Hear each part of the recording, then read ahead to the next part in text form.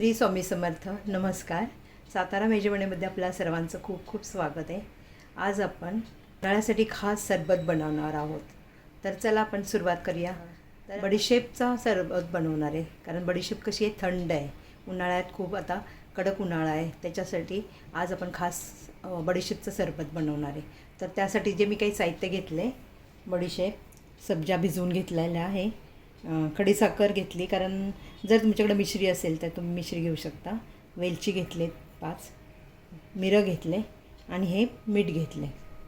आता हे आपण मिक्सरला लावायचं आहे. तर ही बडीशेप मी साफ करून व्यवस्थित घेतलेली आहे. तर ते आता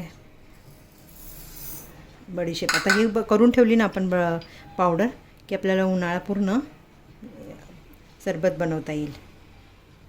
बडीशेप घेतली, त्यामध्ये आता मिरं टाकायचं. तर समजा तुम्हाला कमी जास्त करू शकता मिरं. खडीसाखरसुद्धा गोडवा कसा पाहिजे त्या पद्धतीने तुम्ही वाढवू शकता. वेलची आणि हे मिक्सरला बारीक करून घेते पावडर. मग आपल्याला त्याचा सरबत बनवायचा आहे. मिक्सरला बारीक पावडर करून झाली. बडीशेप, मिरी, खडीसाखर आणि पाहू शकता तुम्ही एकदम बारीक झालेली आहे पावडर.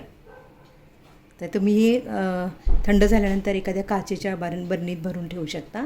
म्हणजे आपल्याला जेव्हा तर सरबत प्यायचं आहे, उन्हातनं आलो आपण, तेव्हा तुम्ही चमचाभर ग्लासात घेऊन असं पिऊ शकता. तर आता आपण ते कसं बनवायचं ते पाहूया. ही पावडर तयार झालेली आहे आपली, एकदम बारीक अशी. आता ती मी काचेच्या बरणीत भरून ठेवणार आहे. पण त्या अगोदर आपल्याला आता सरबत कसा बनवायचा ते पाहूया. थंड कसं तुम्हाला पाहिजे, थंड पिऊ शकता, साधं नॉर्मल पाणी पण घेऊ शकता. मग सब्जा आपण भिजवून ठेवलेला आहे तो आपण घालूया ह्याच्यात.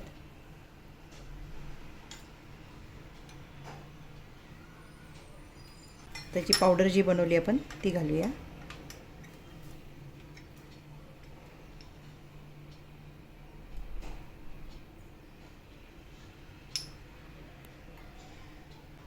ह्यामध्ये आता आपल्याला पाणी घालायचं आहे. थंड पाणी घेतलं आहे मी एकदम.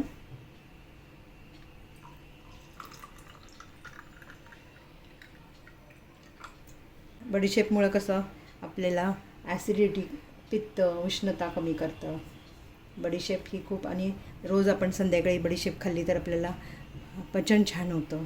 आणि बरेच त्याचे फायदे आहेत आपल्याला बडीशेपचे. गॅस, अपचन कमी करतं बडीशेप. म्हणून रोज संध्याकाळी जेवल्यानंतर आपण बडीशेप खायची 1 चमचा.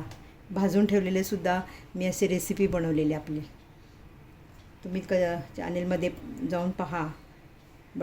मुखवास म्हणून असे बनवलेले आहे व्हिडिओ. आणि उन्हाळा तर आलेलाच आहे. उन्हाळ्यात आपल्याला आता सरबत किंवा थंड काही प्या आवडतं, म्हणून असे वेगवेगळे सरबत करून, लिंबाचं सरबत करायचा, बडीशेपचा आता मी जे बनवले प्रीमिक्स ते घालून बनवू शकता तुम्ही.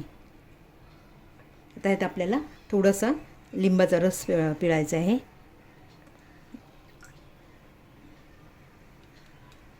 आपलं हे सरबत, बडीशेप सरबत तयार झालेलं आहे.